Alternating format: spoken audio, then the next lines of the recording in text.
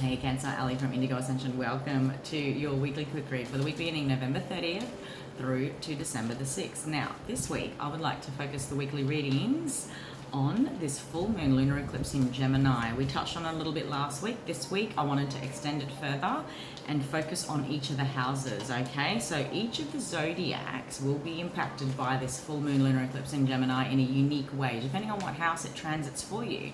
Now, this transits in your 12th house, Cancer. 12th house rules the subconscious, all things hidden, strong pull to inner wisdom, divine guidance, connection to higher self, the deeper subconscious messages of our dreams, okay?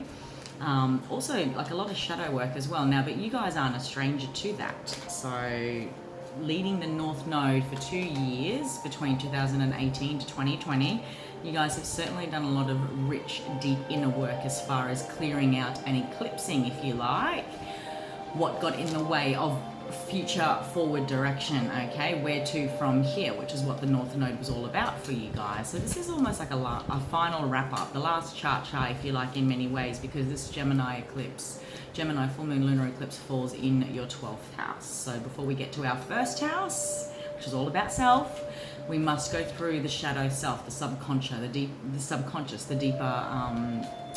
deeper drives, if you like, Cancer. So it's certainly not an easy placement. That's why I wanted to focus on the 2-year journey you guys have had prior to this, okay? So I'm going to take a look at the tarot and see how that might marry up with those themes, and we'll take a look at the crystal cards for some healing guidance as well. Let's have a look. The Ace of Wands, the Emperor, and the Three of Wands. This is about this energy, okay? There we go. There's the Moon card underneath the deck. It's about following intuition, okay? How have you been working with your intuition, Cancer, when it comes to ideas, opportunities, feeling like the Emperor of your kingdom again, and working with divine manifestation energy? When I see these two cards together, here is the divine opportunity. It is an energy source. It's a seeding. Maybe it's an idea. Maybe it's a vision, okay, which all connects into this 12th house energy. Remember, full moon lunar eclipses are about eclipsing.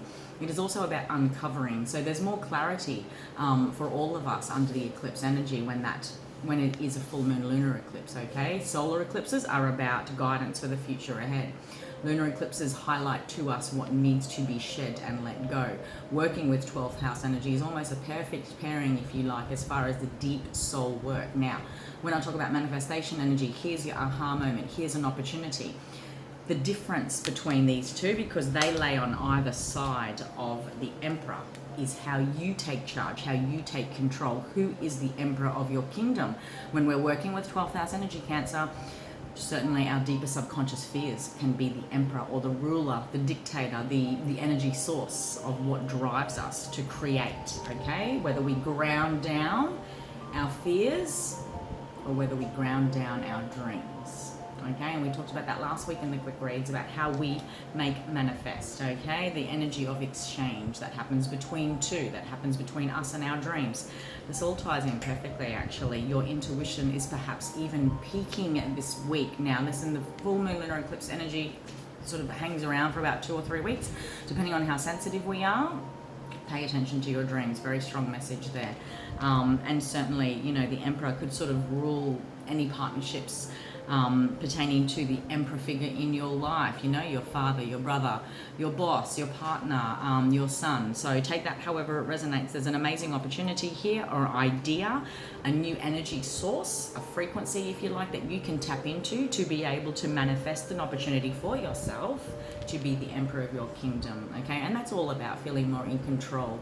You know, the Emperor of a kingdom, like this is a boss-like figure, okay? So maybe there's a business opportunity, maybe there's a promotion, maybe there's an opportunity for you to take more control of the flow of life and where your life is sort of going from here, despite whatever you're going through, whether it is career related or not, all right? There's manifestations here, and I feel like it's a very quick, like watch what you can achieve between January, March, and April next year, okay?